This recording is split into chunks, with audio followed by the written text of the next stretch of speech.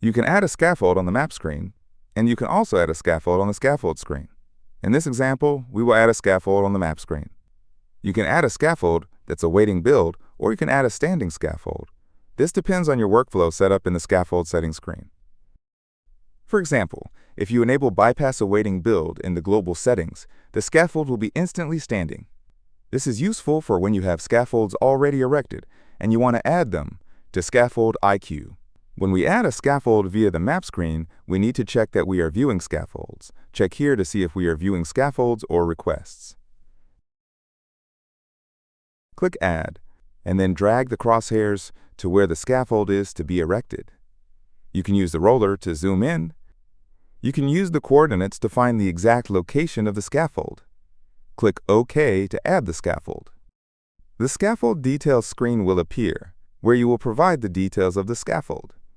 If you have automatic numbering disabled in the global settings, you will need to specify your own scaffold number.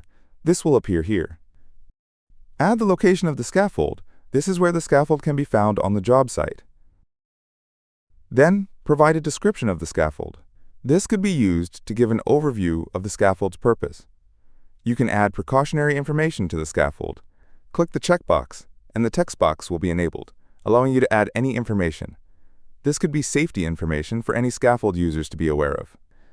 The scaffold pin will change color to half green and half yellow, indicating precautions are to be taken. Provide the dimensions of the scaffold. As you enter the dimensions, the Calculated Values section adds up the scaffold dimensions, providing the plan area and deck area size, as well as the volume and leg length. For a value to be 0, leave the field blank. The base elevation will be set to 0. The next section is the Date section, where you can provide the dates that are relevant to the scaffold. You can set the planned build date by selecting the calendar icon and then selecting a date from the calendar that appears. Planned dismantle date is the date the scaffold is planned to be dismantled. The actual build date is the date the scaffold was actually erected. If the scaffold was already standing, we could complete this field. But as the scaffold is awaiting build, we cannot set this. And the actual dismantle date is the date the scaffold was dismantled. We cannot set this until the scaffold is dismantled. In the People section, you can assign users to roles related to the scaffold. This includes Requester, Scaffold User, Foreman, Inspector, and who the scaffold is assigned to. Then we have the General section, where we can assign the scaffold to an area. We can also assign the scaffold to a project. And Contractor. Set a priority for the scaffold. Select the order number.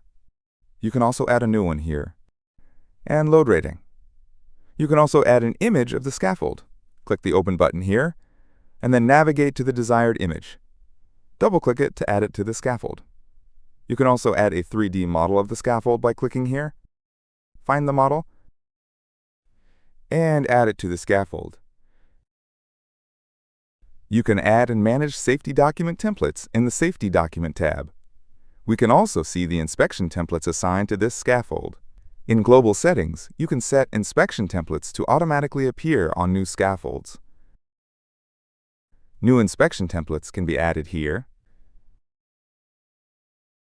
In Scaffold Properties, you can add additional information related to the scaffold, such as the number of loading bays and access points. You can then click Apply and then Close, or just click OK. You can see the scaffold here.